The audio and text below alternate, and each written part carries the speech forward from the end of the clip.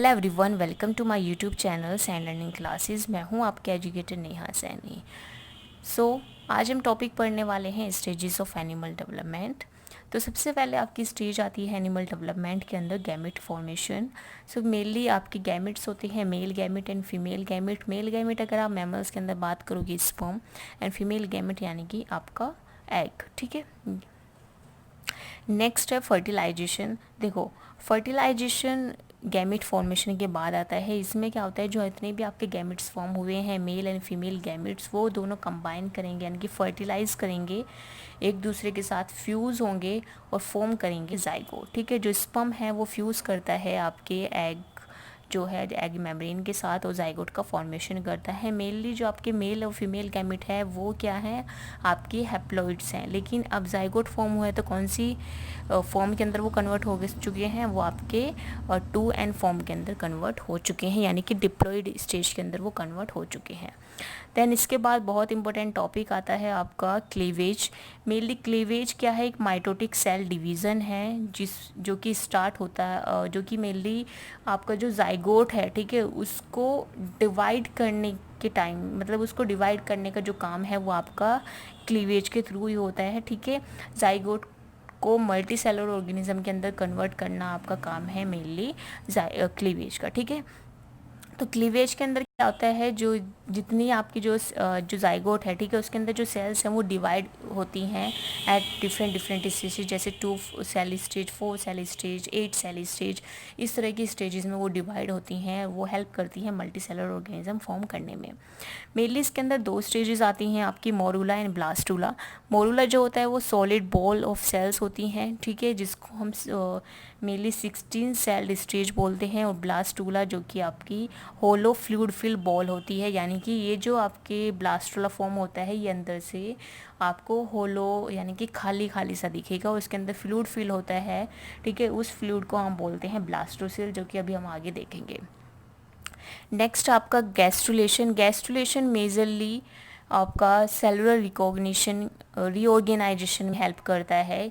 ये ऐसा फेज़ है आपका, ठीक है, ये मेनली ऐसा फेज़ है जो कि हेल्प करता है मूवमेंट ऑफ सेल्स के अंदर, यानी कि अगर सेल्स का मूवमेंट कहीं पे देखने के लिए मिलेगा वो आपके गैस्ट्रुलेशन के अंदर ही देखने के लिए मिलेगा। तो जितनी भी आपकी सेलुलर यानी कि जो सेल्स हैं वो क्या करेंगी, वो रीऑर्गेनाइज होंगी और वो मेनली हेल्प करेंगी ऑर्गेनाइजेशन प्रोसेस के अंदर। ठीक है, गैस्ट्रुलेशन प्रोसेस का एक बहुत इम्पोर्टेंट की पॉइंट भी है जर्म लेयर का। ठीक है, जो गैस्ट्रुलेशन है वो आपका जर्म लेयर्स को फॉर्म करता है। मेनली वो जर्म्स लेयर हो सकती हैं एक्टो, एंडो एंड मेसोडर्म। ठीक है, एक्टोडर्म यानी कि स्किन एंड नर्वस सिस्टम को जो फॉर्म करती है, एंडोडर्म जो कि लाइनिंग्स होती हैं आपके गट एंड इंटरनल ऑर्गन्स की, उनको फॉर्म करती हैं।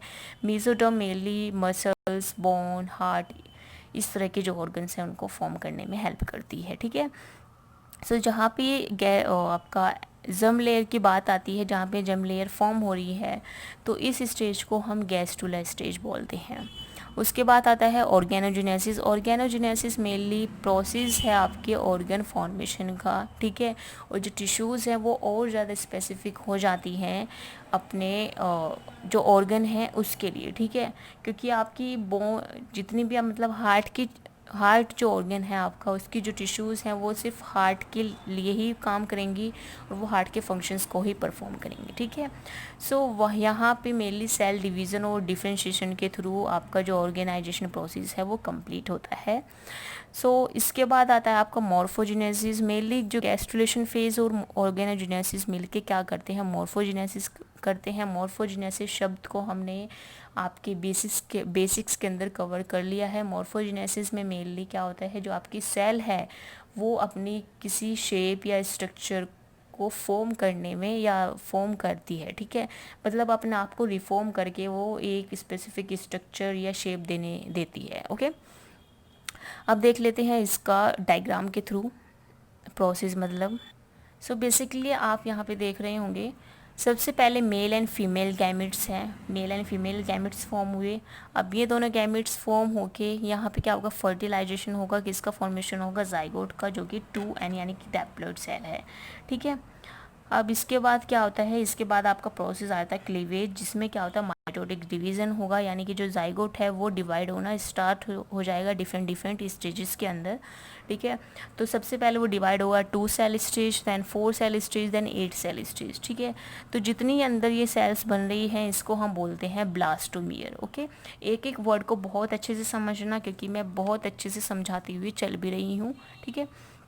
अब क्या होता है 4 स्टेज के बाद आती है 8 सेल स्टेज, 8 सेल स्टेज के बाद आती है आपकी 16 सेल स्टेज, जिसको हम मोरूला बोलते हैं, ठीक है, जो कि आपका सॉलिड बॉल ऑफ सेल्स भी होती है, ठीक है। तो इस स्टेज के बाद आपके आती है ब्लास्टूला, ठीक है, इसमें और ज़्यादा डिवीज़न होगा, ये मेनली ब्लास्टूला के फॉर्म में आपका फॉर्म हो जाएगा, ठीक है।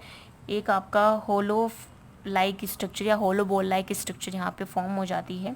सो मैमल्स के अंदर हम ब्लास्टूला को रेफ़र भी करते हैं ब्लास्टोसिस्ट की उसमें, ठीक है। सो जब भी आप इस ब्लास्टूला को कट करके देखोगे, ठीक है, जो इसकी इनर पार्ट है अगर आप उसको कट करते हो तो आपको एक होलो बॉल लाइक स्ट्रक्चर इसमें दिखती है, और मेनली इस तरह की स्ट्रक्चर आपको दिखेगी कि जो आपका ये ब्लास्टूला यानी कि जो ब्लास्टोसिस्ट है उसके अंदर क्या है, ये होलो है, उसके अंदर फ्लूइड फील्ड है, ठीक है। ये जो फ्लूइड फील्ड है इस फ्लूइड को हम बोलते हैं ब्लास्टोसील, और जो ये अंदर कुछ सेल्स हैं इनको हम बोलते हैं इनर सेल मास, और जो बाहर वाली जो लेयर है इसको हम बोलते हैं ट्रोफोब्लास्ट, ठीक है। अगर आपको याद होगा बेसिक्स डेवलपमेंटल बायोलॉजी के बेसिक्स का पार्ट 1, तो उसके अंदर हमने डिस्कस भी किया था प्लूरोपोटेंसी के पास कैपेबिलिटी थी, पोटेंसी थी कि वो सेवरल नंबर ऑफ सेल्स को फॉर्म कर सकती है, ठीक है। तो वो बेसिकली इनर सेल मास की जो सेल्स है उनको फॉर्म करती है, उनके थ्रू मतलब और ज़्यादा अपनी सेल्स को डिवाइड करती है, लेकिन वो ट्रोफोब्लास्ट को फॉर्म नहीं कर सकती है, देखो, क्योंकि ट्रोफोब्लास्ट क्या आपकी आउटर लेयर है और इनर सेल मास आपकी इनर लेयर है जो उनकी बेसिकली डिवाइड होगा, ओके। अब ये जो स्टेज है ये स्टेज इसलिए भी इम्पोर्टेंट है क्योंकि इसी स्टेज के अंदर क्या होता है इम्प्लांटेशन होता है, जो ये आपका ब्लास्टोसिस्ट फॉर्म हुआ है ये इम्प्लांट होगा फीमेल के अंदर, ठीक है। अब इसके बाद जो स्टेज आती है वो आती है गैस्ट्रुलेशन स्टेज के अंदर, जैसे कि हमने की पॉइंट पढ़ा था आपका 3 जर्म लेयर फॉर्मेशन, तो इसके अंदर जो जर्म लेयर है वो फॉर्म होगी एक्टो, एंडो एंड मीज़ो, ठीक है। और एक और पॉइंट हमने पढ़ा था कि इसके अंदर जो सेल्स है वो मूवमेंट करना स्टार्ट कर देती है, जैसे कि आप सभी अभी देख रहे होंगे इस स्टेज के अंदर कोई मूवमेंट नहीं है, जैसी ये स्ट्रक्चर थी ऐसी ही है, ठीक है।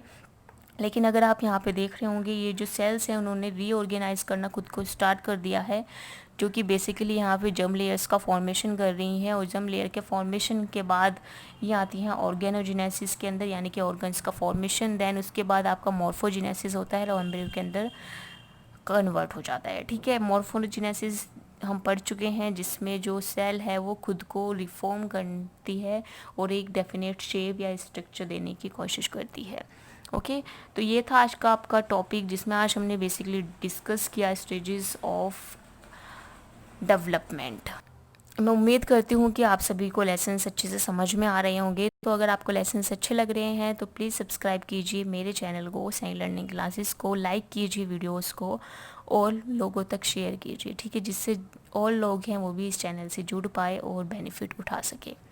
अगर आप कुछ बेसिक्स कोर्स जो मैंने बनाए हुए हैं अनअकैडमी पे उनको देखना चाहते हैं तो आप मुझे अनअकैडमी पे फॉलो कर सकते हैं। बेसिकली मैं कुछ टाइम पहले तक अनअकैडमी पे पढ़ाती थी, फ्री कोर्सेज़ मैंने वहाँ पे बनाए हुए हैं। सो अगर आप वहाँ से बेनिफिट लेना चाहते हैं वो आपके ऊपर है कि आप लेना चाहते हैं नहीं लेना चाहते हैं, ठीक है, it's totally depend on you.